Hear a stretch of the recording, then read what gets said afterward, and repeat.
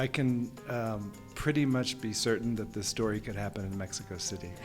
Like, to me, the idea that you say the culture is conservative doesn't mean lives are conservative. It's my party and my husband doesn't want to dance with me. I'll dance with you.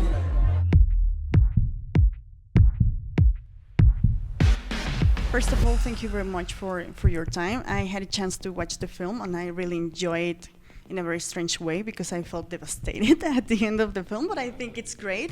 And I would like to start by saying that I agree with David Lynch when he says that the film is a talking, but after watching the film, I read some reviews and none of the critics, at least most of them, couldn't determine the meaning of the title, you know? So considering what I watch and the desolation that leaves, after the end, passages for me means that some people are mere fragments in a person's life, you know? And we are just passing through, and sometimes we use a person to achieve a purpose, and sometimes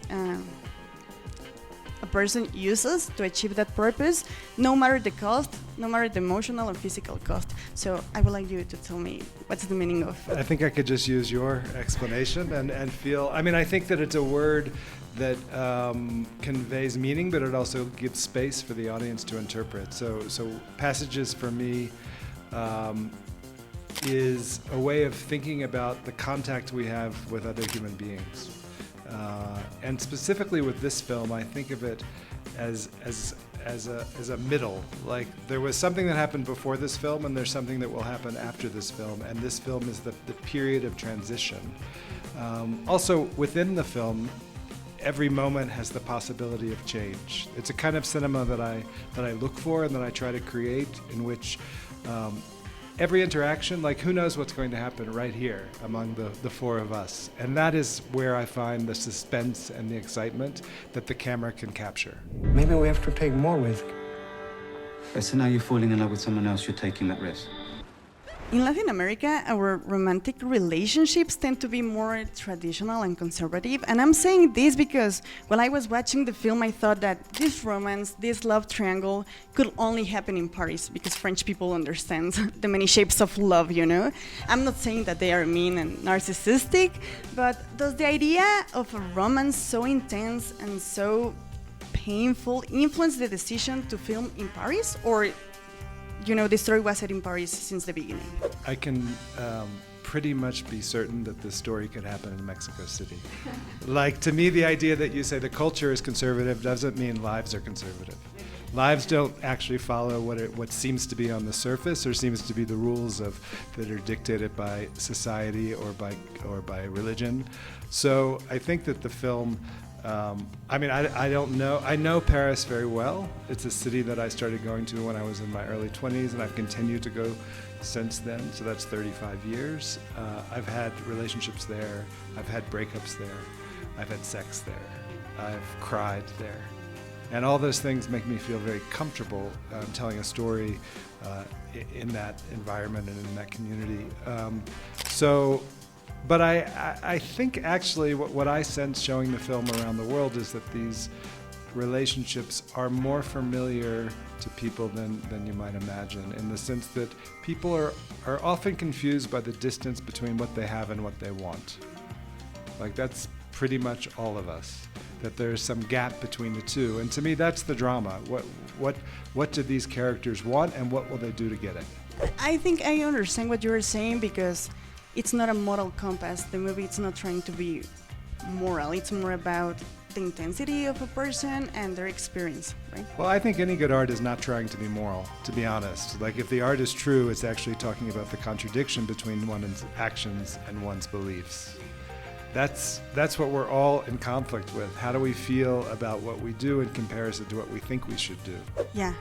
And that's why I think it's a very intimate story that connects deeply with the audience, because it's very intense, you know? But what I love about the script is how the main character makes more severe transgressions with his words than his actions, and usually it's the other way around, you know? For example, when he demands patience from his partner just because he's feeling like this kind of new satisfaction by being with a woman, it's it's very intense. So how did you achieve this intimacy and intensity through dialogue? Because every scene it seems to be so calm, but at the same time it's very intense. And I think that's genius. You've just described me.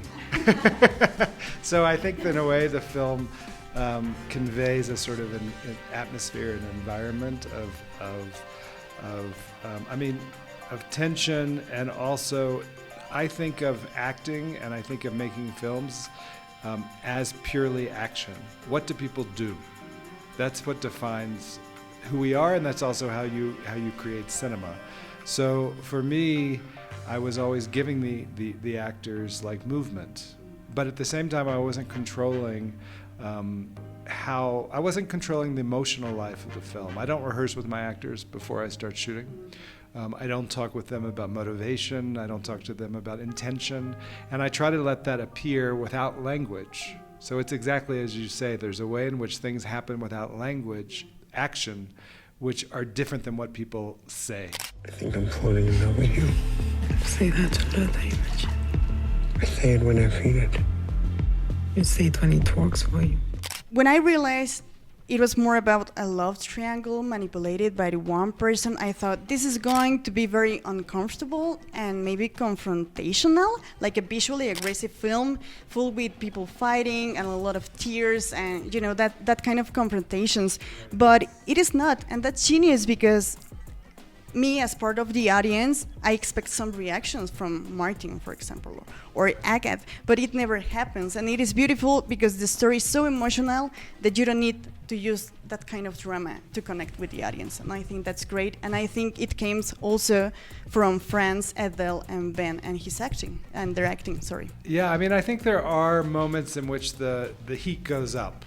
Right? There are moments, people are throwing suitcases around, people are standing up at lunch tables. So in a way, I'm curious what your life looks like, because there is quite a lot of that, but I think my general feeling in life is not that kind. I'm not that comfortable with that kind of anger, and in a way maybe, so my films sort of convey that. That being said, I think there are moments in the film that sort of puncture the calm.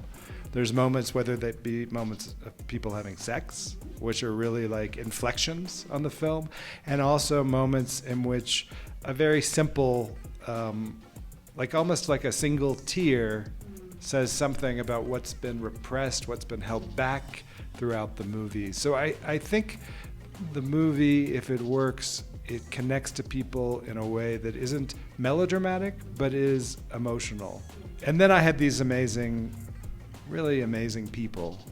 They're also amazing actors, but amazing three actors. Ben Whishaw, Adele Exarchopoulos, and Franz Rogowski. And I think what's interesting is it's a film about pain, but it was made with a lot of joy. We really had a good experience with each other, a lot of trust, a lot of humor, and I think that comes through because ultimately it's a film of pleasure. Yeah, and talking about joy, one of my favorite scenes is when Agathe's mother confronts Tomas during dinner, and it was glorious because it is the first time someone corners a character that in turn corners other people, And maybe this is a silly question, but do you have a favorite scene in the movie that gives you that kind of satisfaction, considering that the film is very intense and devastating most of the time? I guess what comes to mind, and thank you for your attention to the film. I think that's an interesting scene because Tomas is a character who defies what society expects and is always sort of thinking that the rules are made by him. And suddenly when he's with Agathe's parents, he can't make the rules. And literally he can't sit there. He has to leave the table because it's so uncomfortable for him not to be able to dominate the situation. Moments that come to me are really moments of reflection and pause. I think of a scene with Agathe and Tomas in a car on the way to a train station after a very dramatic scene the night before, and suddenly there's a moment of quiet. And I think quiet is something that you, as a filmmaker, you earn, and you have to build for it. And so that, for me, is a moment in which I feel like everything's coming together in a certain way, and the work that I'm doing to kind of control the story, which I'm trying not to make obvious, is suddenly paying off. Think what's happening between us. You cannot change someone like him. What they think, what they want to do. Yeah, and we can describe Tomas as many things, you know. I mean, narcissist, a sociopath, etc., etc. But we cannot think that. Well, at least it happened to me. I cannot think he's a monster, and the other characters are like victims, you know, because I think there are certain details in the film, like clothing, and you know, for example, you mentioned the suitcase and that kind of details that makes me feel more pity about him than hate him, you know, like he's not being serious, he's playing. And I think that's why he's such a great character and such a great main protagonist. The suitcase that we've now both mentioned is the color of this wall, right?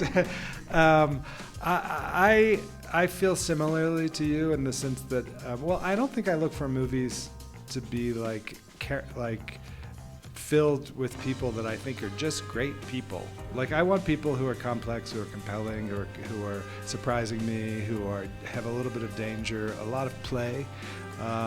So I think of, and I have to say, I wrote the script for Franz Rogowski. I saw him in a film by Mikhail Haneke called Happy End.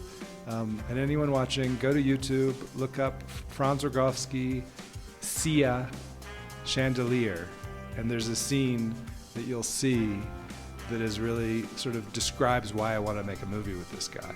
And I find him so attractive. I was so turned on by him in all sorts of different ways, both before and during the shooting, meaning he's just stimulating as a person and as a body and as someone who can carry off those clothes, which most of us can't. You know, he's got command that is truly cinematic. Felt something that I hadn't felt in a very long time. This is what always happens, we just forget. Yeah, and the last one, when we talk about love and pain, we make others responsible for our feelings, you know? That people loves me, that's why I'm happy, that people hurt me, that's why I'm sad. But this film is very interesting because it is more about how we are responsible of our emotions and feelings. And I'm not talking only about Martin and Agathe, but Tomas, you know? He's the only one responsible for everything that happens to him in the film.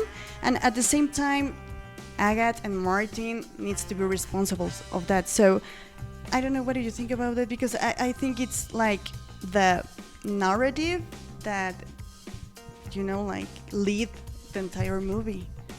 You're very insightful and have a level of wisdom that I think is really something that I've learned in my own life, is that we are all responsible for our own choices, and then there is society, and then there's culture, and then there's politics, and then there's violence.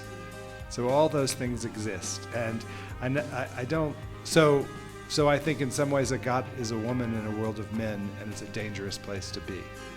She ends up making good choices for herself, recognizing what you're saying. Not everybody can make those choices. Adele Exarchopoulos has a certain amount of power as a person and as an actor that makes you always know that she's in charge too, right? So I think what you're describing in a way is the most profound level of passage in the film, is that everybody ends up in some ways reckoning with their own choices in their own lives. Yeah, no, that's very interesting. So thank you very much for your time, Ira, and we really enjoyed this movie, so thank you very much for that. Thank you so much. It's my party and my husband doesn't want to dance with me. I'll dance with you.